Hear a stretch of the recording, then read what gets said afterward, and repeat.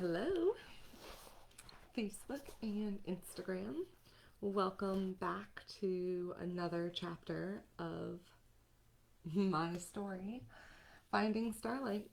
This is the unpublished, unsigned, mostly unedited story of my life as told through the lens of a past life regression session. I promised you all that I would read it one chapter, 1 week at a time until it was finished or until I got discovered, published, signed, that kind of thing. And we are now on chapter 28 of 30 chapters. So we're almost done.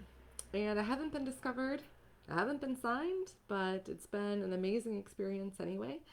And I'm so grateful to all of you who have been watching, been listening, and especially to those of you who have told me how in some way it has impacted you. There have been quite a few who have reached out to me in person, in DMs and comments, so thank you for that.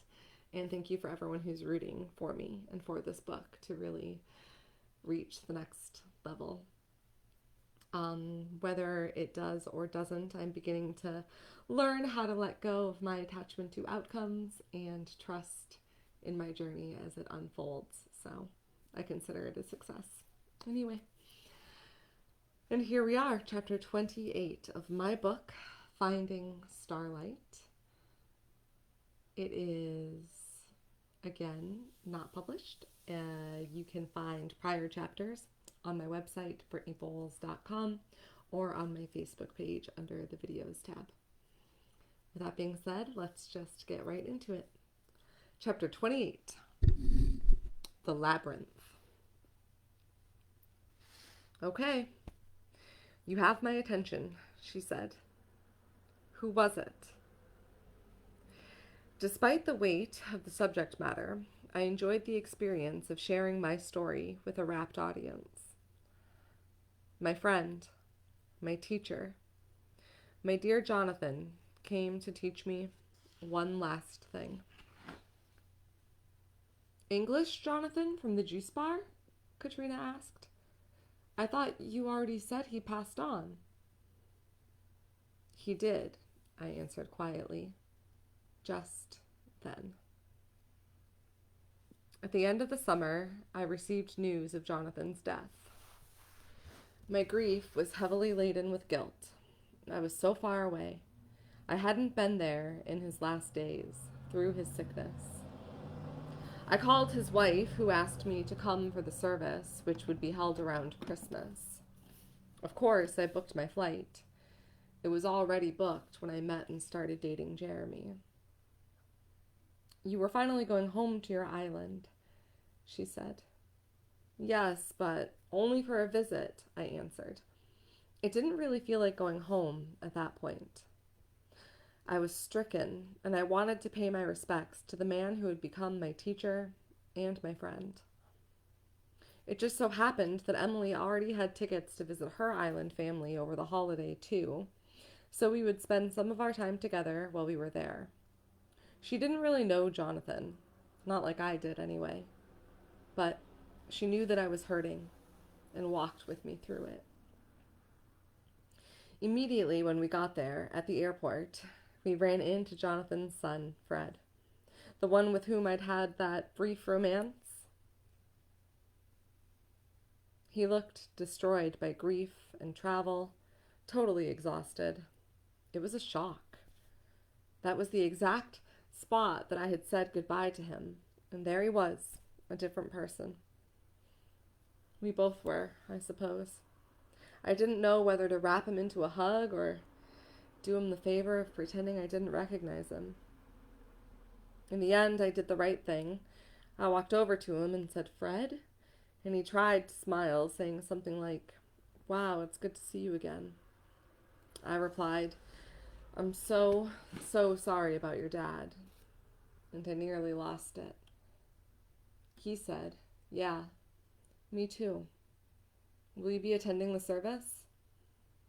And I told him that's why I had come, and he looked a little surprised, but before we could get uncomfortable, his siblings shuffled him off. It was held at the Lolita courtyard at night, under a clear sky. The cloud elaborated what I could not. Many people came. So many. I could hardly even see who was speaking. Grief and anxiety were choking me. I felt unable to breathe. How could I be back there in my safe, sacred, happy place, full of familiar faces, and feel so distant? I cried. How could I not? I kept thinking he'd come down the stairs, tie on his apron, and start slicing vegetables. I'm certain you weren't the only one wishing that, Katrina softly said, moved by my telling and what the cloud was showing. The morning after his service, I hiked down to my favorite beach, a remote spot on the end of the island where you can't see a single man-made object. It feels like being on the edge of the earth. Happy to oblige with a happier landscape, the cloud embellished its beauty with vivid colors and stunning details. We could almost feel the sharp thorns of cacti on the hill, and we could smell salty, warm air. My mind and heart were racing. I felt numb, anxious, still breathless from the service. I needed to be in the water. I couldn't get in fast enough. It seemed obvious why, when the cloud so beautifully showed the multifaceted sea, still and calm against the nearly white sand of the shore. I tore off my clothes and ran in, diving under and taking long strokes until my lungs were screaming for air. Again and again I dove, oblivious to the gorgeous coral and sea life around me, not seeing anything. I was just trying to, empty myself, I guess. Finally, I rose just to the surface. All I could hear was the pulse of the water. I floated on my back. The sky was a brilliant blue contrast to the green cliffside. The sun shone on my face. I felt Jana's presence come upon me. It was his smile, the scent of fresh ginger, and the particular dreamy blue of his eyes reflected in the sky. His spirit surrounded me like a long, warm hug. I cried in earnest then. We saw that a steady stream of tears poured from my eyes, down my face, and into the water. I could feel his arms holding me until I had nothing more to cry. He sighed a slow, deep breath, moving my body on the tide, and drifted away into the sky. I floated for a long time that day after his spirit receded, feeling deeply connected to the earth, the sea, and everything. Wow, Katrina breathed. What a gift. It was the most peaceful feeling I had experienced in a long, long time. That afternoon, hiking back up the hill, my heart was lighter. I felt like I had said goodbye, not only to Jonathan, but to the island itself. I left something in the water that day, something I knew I didn't need anymore. St. Croix had given me what I had come for, and I could take it with me wherever I wanted to go. That trip was short but deep, I told her. On our last full day, Emily took me to a labyrinth on the other side of the island. Ever ready to engage, the cloud perked into action, showing the picturesque white sand beaches of the famous west end of St. Croix. Turning into the edge of the rainforest, we approached the remains of a once grand estate.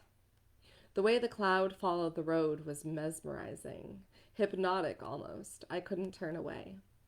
Before I knew what was happening, my mind was in it. Emerald green grass, lush and thick, covered the sloped landscape. An enormous mahogany tree stood watch over stone ruins adorned with vines. Hanging from the tree was the largest wind chime I had ever seen, carved from rich wood and tuned to a deeply soothing key. At the bottom of the slope sprawled a labyrinth. Lined by palm trees and potted flowering plants, it wound in and around itself. Stones of all shapes and sizes traced the path, glittering in the sunshine as I approached. Tropical leaves arched over an entrance marked with a sign, welcoming people to walk the labyrinth mindfully and to be open to receiving whatever was to be revealed. I removed my sandals, took a deep breath, and stepped onto the warm earth between the first two stones. Walking slowly and heavily, I gazed at my bare feet and the various shades of gray rock leading my way. Thoughts swirled around my head. Memories of my childhood, time spent on the island, and what had happened since moving to the States. A dragonfly flew to me, hesitated near my face, and then began a playful dance, keeping slightly ahead of my progress. Dragonflies remind me of my sister, I thought, and gripped with sudden loneliness, I faltered. I stared once more at the earth and my own steps. An image, 2 sets of footprints in the sand, and a poem written in scrawling white text came to my mind. Footprints in the Sand, the poem about a beachside walk with Jesus, which my mother had kept framed on her wall once upon a time. I recalled the poem in which a man accuses God of abandoning him in times of deepest trouble, evidenced by a single set of footprints. God replies that it was during those moments when the man could not find strength that he was carried. Tears of rage sprang to my eyes. "Where have you been?" I demanded. "I needed you." I silently cried to my memory of a God so long forgotten. "I needed you, and you did nothing." In the span of moments and steps, my heart poured out 10 years of pain and fury. My mother's death was the final fuck you from a God I had tried desperately to know and to serve. I had asked only one thing in return and had been denied. The pain and suffering that followed, my darkest hours of addiction and depravity, were complete isolation. All of it, my soul screamed, I did alone.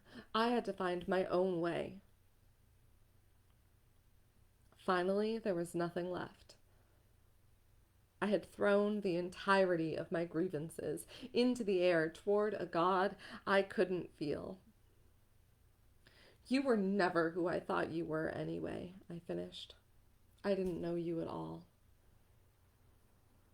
I took one last step, and I fell to my knees in the center of the labyrinth, staring defiantly into the sky.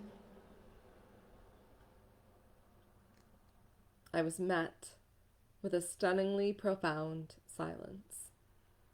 The air stood still. Breeze paused.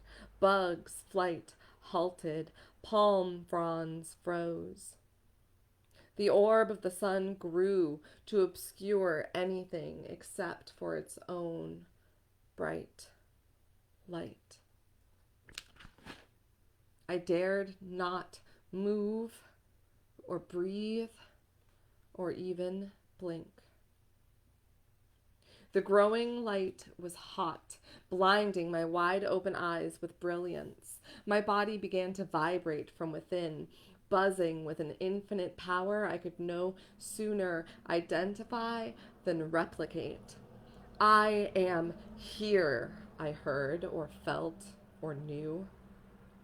The silence was speaking, or the light was impressing itself upon me, or my body was splitting open. You will not find me out there.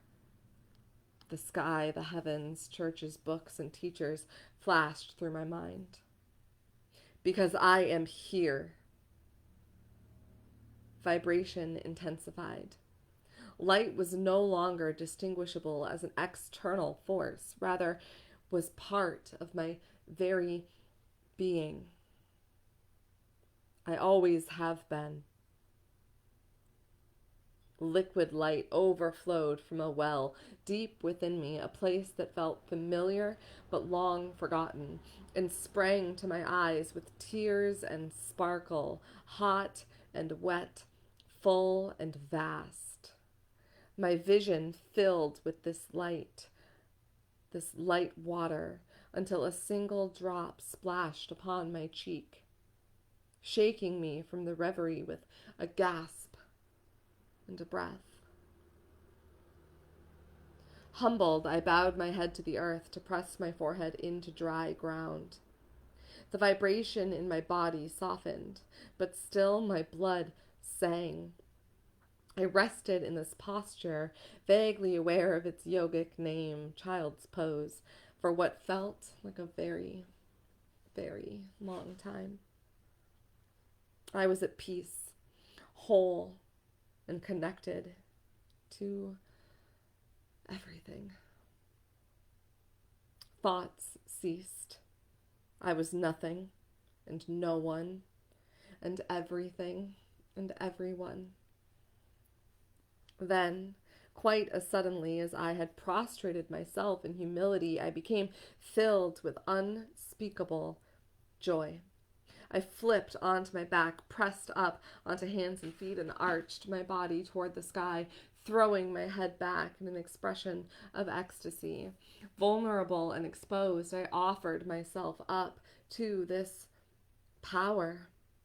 If my wheel pose was any more dramatic, I would have floated up into the sky itself in that moment, but it was the shape my body took almost of its own accord, and it felt like a sacred gift to God itself. And blissful calm replaced ecstatic vulnerability when I sensed an acceptance of my offering. The universe or God or whatever that force was had seen me, felt me, acknowledged me, and in that way I knew I was accepted. I came down from the posture to sit, legs crossed with eyes closed and hands at my heart. The earth was warm beneath me as I gradually returned to it from wherever I had wandered. When I was able to feel some semblance of body awareness, I stood and walked out of the center of the maze, following the path I had come. My eyes were still hot, hearing still otherworldly. Unable to bear the brightness of the sky, I gazed once more at the path upon which my bare feet walked.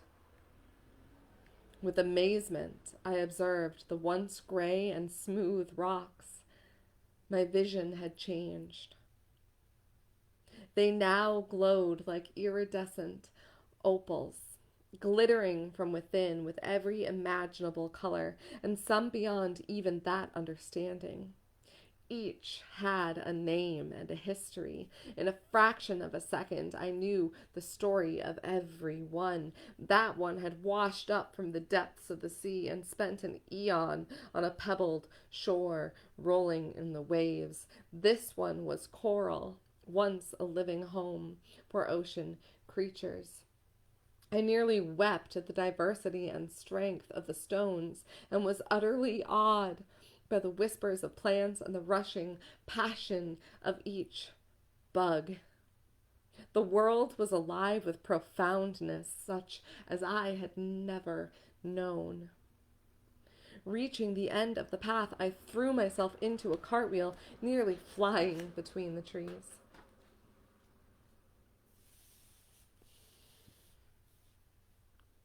I found God, I said to my companion when the cloud released me from its magic. And God wasn't a he or a she or any form of divinity I had imagined or sought. It was the same presence, sort of, that I used to pray to, but without the bounds of doctrine. God is light. God is sunshine and stillness and indescribable love. God is connection, wisdom, infinity. My eyes never exactly went back to normal, I recalled. For the rest of that day, I could barely speak, and I may have been literally floating off the ground. Emily asked what happened, and all I could manage to tell her was, I found God, though it was so much more than that. Though my experience has toned down considerably since that day, as in, I'm not buzzing and crying, and I can work my body and my brain, I haven't lost that feeling of awareness. It's a knowing that I am connected to everything and everyone, and that God lives within me, or is me, or I am it. You're saying, she mused, that at your core, in your true nature, you are God? In a way, yes, I suppose so, but there are many layers between me and that. It's more like I carry some of that godness within me, and it connects whatever I am to the godness in everything and everyone else, I said. Her wings were doing the shimmery, hypnotic flutter thing again as she spoke. You believe that everyone has godness in them? I felt the strange sleepiness coming over me again, like it did when we moved between lives the first time. Out of the corner of my eye, I noticed that the cloud was growing. The sleepiness was heavy, fast, impossible to ignore. I vaguely felt the softness of the cloud support me as my body slumped backward to lie on it.